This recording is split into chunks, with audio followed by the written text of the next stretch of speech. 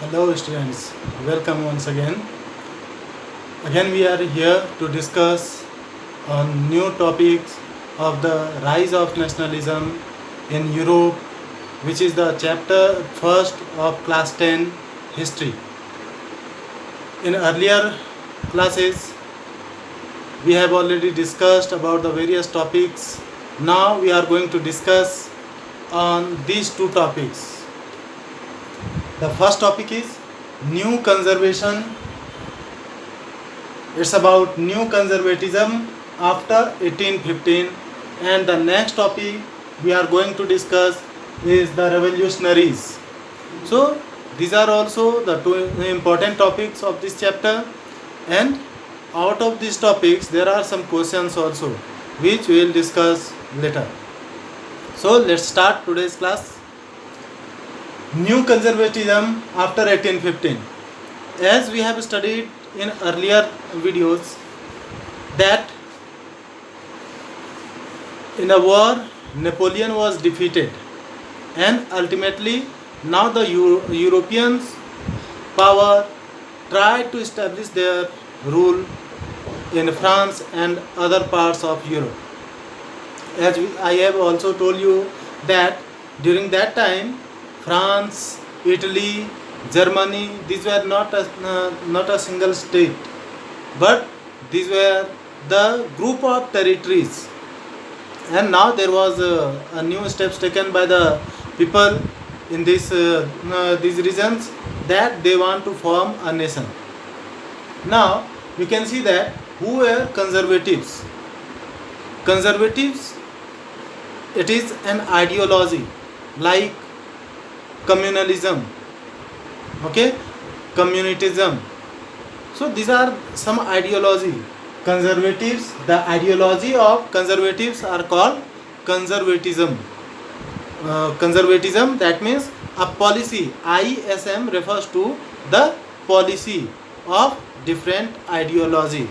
So here conservatives actually they believe that all the old traditions should be preserved, so that once again after European powers came into power and under them conservatism was most influenced.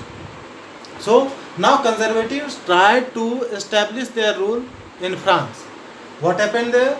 Traditional institutions, these were the ideology of the conservatism.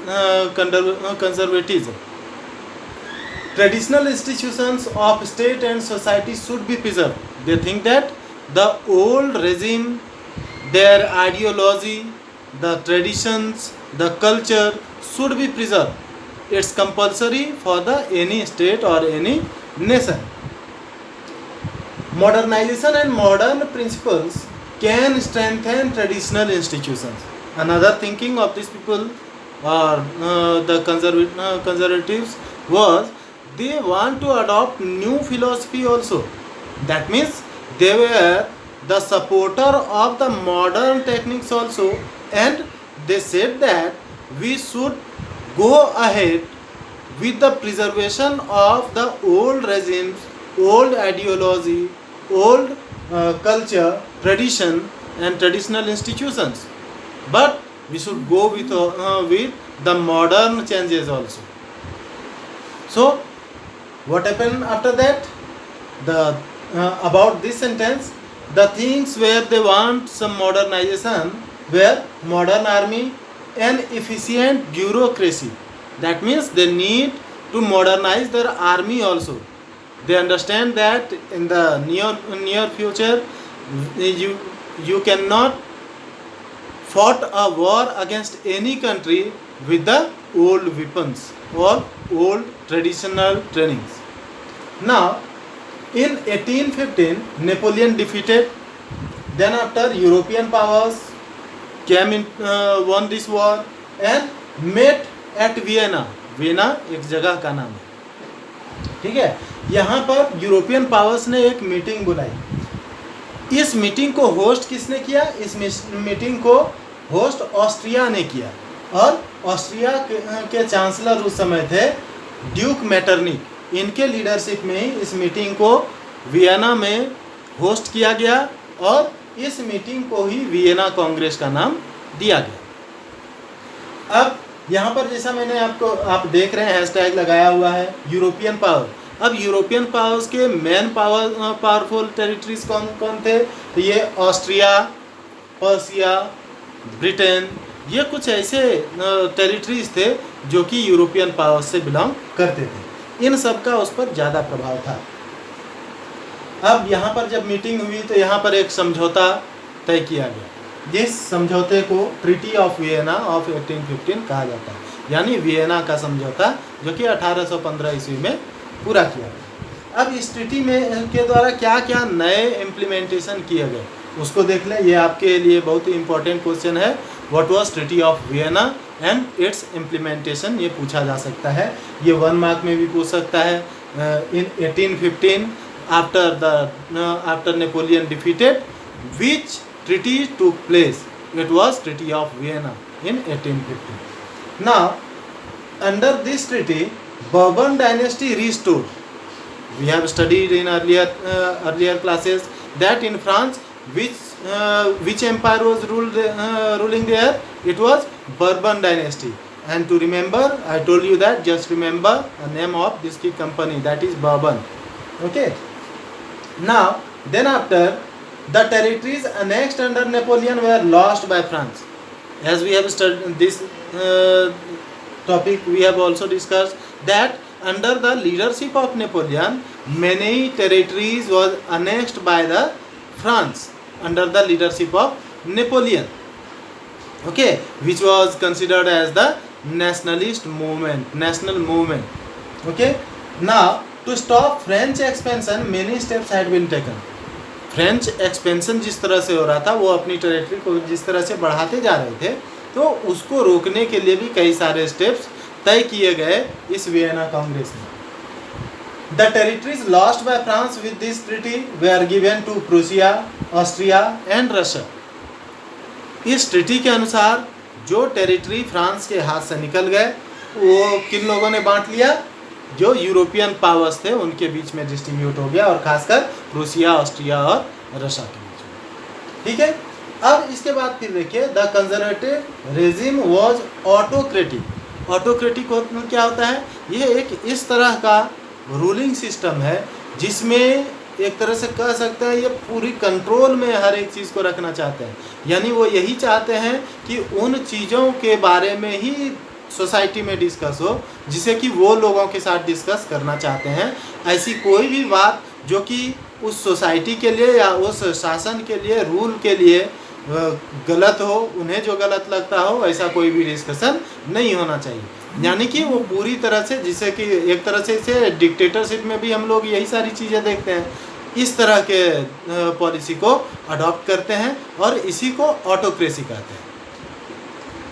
तो conservative ने जो rule establish किया वो autocratic rule था, जिसमें हर एक चीज़ इनके पूरी तरह से कंट्रोल में था। Censorship was imposed. ऐसी सारी चीज़ें जिससे कि उनके ऊपर कोई उंगली उठे, उनके ऊपर कोई प्रश्न उठाए, उन सब चीज़ों को पहले ही रोक दिया गया। किस तरह से?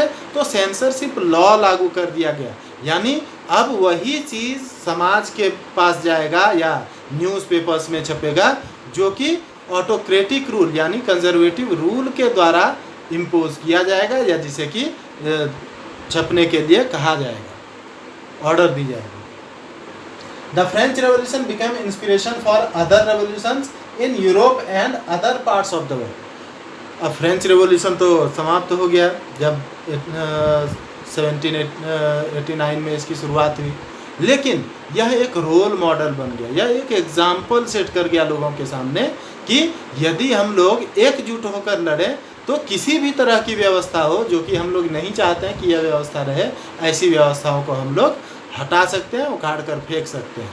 लेकिन साथ ही साथ यह एक एग्जाम्पल है इसका भी बना कि यदि आप सही इम्प्लीमेंटेशन नहीं करेंगे तो आपकी सत्ता को भी वहाँ से हटाया जा सकता है। यानी एक के बाद एक वहाँ पर रेवोल्यूशंस होते रहे, क्रांति होते रहे। एक मोनार्की को हटाया गया, डायरेक्टरी रूल इस्टेब्लिश किया गया, रिपब्लिक सिस्टम इस्टेब्लिश किया गया, नेपोलियन का शासन हुआ।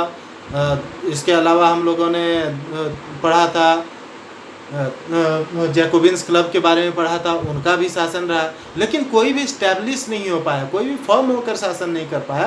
कारण था कि जो पीपल्स का नीड था, जिसकी अपेक्षा पीपल्स करते थे वो फुलफिल करने में इनमें से कोई भी शासन सफल नहीं हो पाया और अल्टीमेटली उन्हें हटना पड़ा। और यहाँ भी हम लोगों ने देखा कि नेपोलियन ने कई सारे सुधार लाए जो कि फ्रांस के लिए बहुत ही बेनिफिशियल साबित हुआ, इसके बावजूद भी उसे भी हटा दिया गया और कंजर्वेटिव्स का रूल वहाँ पर इस्टेब्लिश कर लिया गया। अब हम लोग आते हैं अपने दूसरे टॉपिक पर, यह है द रेवोल्यूशनरीज। कौन कौन ऐसे लोग थे जो रेवोल्यूशन कर रहे थे? इसमें सबसे पहला नाम आता है गुस्पे मैज़नी का। ड्यूरिंग 1815, जिसे कि ईयर ऑफ रिप्रेशन कहा जाता है। रिप्रेशन यानी कि दबा देना, कोई भी यदि इस तरह की बात आ रही है तो उस बात को दबा देना। किस तरह से? अब इस समय इन सब चीज़ों जब लोगों ने देखा, जितने भी रेवोल्यूशनरीज थे, फ्रांस में रेवोल्यूशन करने वाले लोग थे, उन लोगों ने जब देखा कि इस समय जो शासन है वो ऐसे सारे लोगों को दबाने में लगा है, रिप्रेस करने में लगा है, तो ऐसे में अपने आप को बचाने के लिए उन्होंने अपने आप को अंडरग्राउंड कर दिया, ताकि हम लोग यदि बचे रहेंगे तभी आंदोलन को और आगे बढ़ा सकते हैं, रेवोल्यूशन को आगे बढ़ा सकते हैं। लेकिन अंडरग्राउंड होने के साथ साथ ही उन्होंने और क्या काम किया? उन्होंने कुछ ग्रुप्स को फॉर्म करना शुरू कर दिया, ताकि रेवोल्यूशन को जब सही माहौल मिले तो उस समय फिर से एक बार शुरू किया जा सके। और ये जो ग्रुप फॉर्म किया गया, इसी को सेक्रेट सोसाइटी कहा गया। ठीक है, ये जो ग्रुप्स फॉर्म किए जा रहे थे सिस्टम के अगेंस्ट में लड़ने के लिए, इसे सेक्रेट सोसाइटी का नाम दिया गया। और ये किसके द्वारा फॉर्म किए गए थे? रेवोल्यूशनरीज के द्वारा। Committed to oppose monarchy that established